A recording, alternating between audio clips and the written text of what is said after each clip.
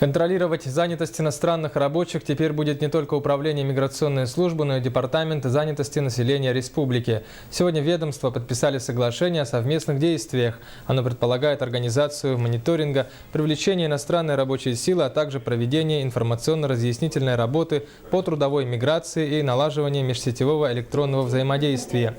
Отметим, что изменения в закон о регулировании иностранной рабочей силы в части передачи полномочий Департаменту занятости вступили 1 января этого года. Приоритет дается трудовым ресурсам гражданам Российской Федерации, но тем не менее, как я сказал, система должна быть оптимальной. Наличие иностранных работников, конечно, необходимо. Они определенный процент все равно имеют. Информационные сейчас мероприятия мы проведем, соответственно, чтобы оперативно закрепим, соответственно, лиц, которые будут отвечать за направление деятельности Федеральной миграционной службы, Комитете занятости, чтобы убрать барьеры бюрократии, быстро и четко, оперативно реагировать на миграционную ситуацию, которая происходит в Республике Саха-Якутия, где мы живем и трудимся.